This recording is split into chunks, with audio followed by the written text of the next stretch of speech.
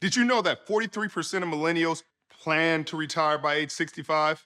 But it's like, I mean, I plan to be a pterodactyl, but do you see wings on my back?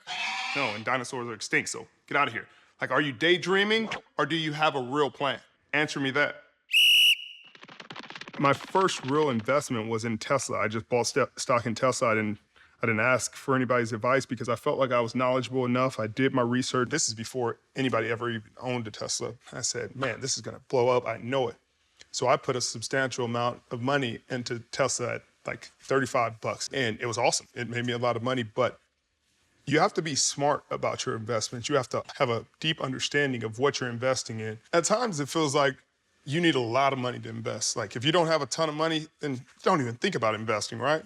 That's not always true. It's about understanding compound interest. It's about understanding that if you leave your money in a vehicle long enough, that it will grow, it will grow, it will bounce, it will double on itself. But it's about time. It's about putting the time in and leaving it there. The market changes, and the market should dictate when you get in and when you get out. But that's part of being informed. Like, if you bought a house in 1980, and you said, man, I spent my last bit of money to buy this house in 1980. And you said, it's 2020. Wonder what my house is worth. You'd be very impressed with the number. If you're patient, if you can just wait it out, the results will be astronomical. All right, guys, this is how you invest for your future.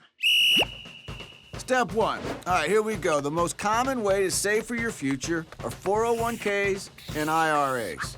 Contributing to either one of these programs earns you interest, gives you tax advantages. 401ks, they're often matched by the employers.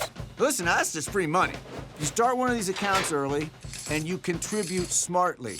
Hell, you might find yourself having $1 million at retirement, but now here's your deal. You can't touch that money until you're retired and well into your 50s, which is entirely Richard's point. You gotta think long term. All right, step two, Wall Street. Now you're looking to swim in the big pool with the big kids. Okay, be careful. If you want to diversify, look into buying stocks, investing in bonds, REITs, mutual funds, low-cost diversified index funds. Anybody understand what I'm talking about? Okay, pick up a book. You do your research. These options can make you good money, but be careful. Some of them are very risky. Step three, one of the simplest ways to grow your piggy bank is passive income. You ever considered renting your apartment for a weekend, or your car when you're not using it, or your garage? Someone needs storage. Hell, man, slap a advertisement on the top of your car. There's all sorts of ways of making extra bills without lifting a finger. You just gotta be creative. You don't invest in your future? You know the results you're gonna get. So invest smart and invest now. You are adulting now. So adult.